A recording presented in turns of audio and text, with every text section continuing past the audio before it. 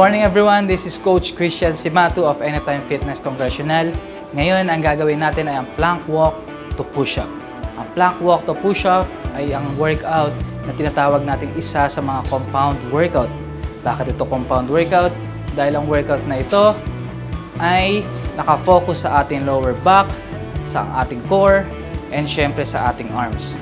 Para gawin ang ating workout na to, samahan nyo.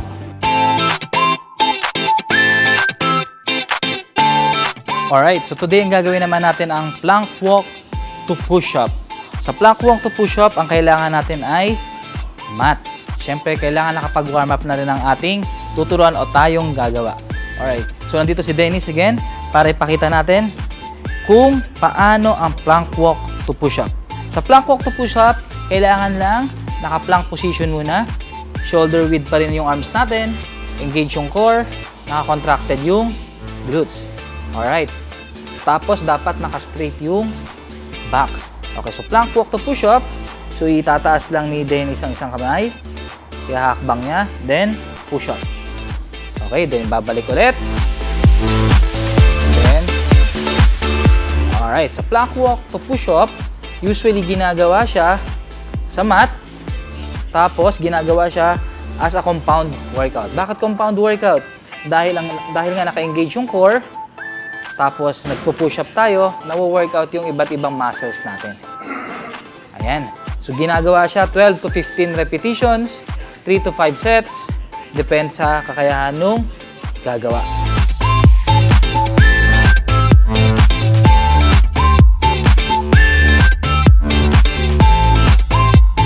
Alright. Para sa mga may lower back injury, ang ginagawa dyan is yung nakaluhod. Okay? Assisted siya. So, ibig sabihin ng assisted, yung tuhod nakalapag. So, plank walk tayo.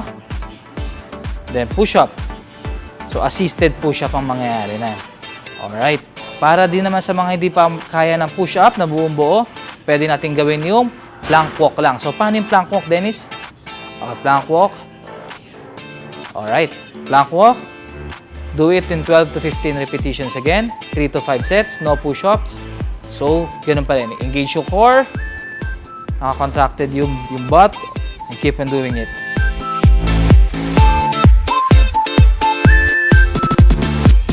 Para ma-prevent yung injury, be sure lang na naka-straight yung lower back natin. Naka-straight yung buong back natin. At hindi naka-slouch. And then, dun sa arms natin, be sure lang din na shoulder level siya. Shoulder width. And dapat equally divided yung bigat ng katawan natin.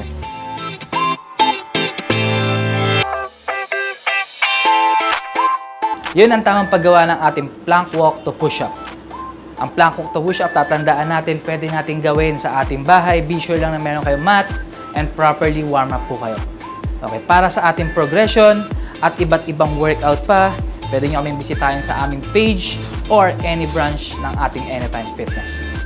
Again, this is Coach Christian Simatu of Anytime Fitness Congressional.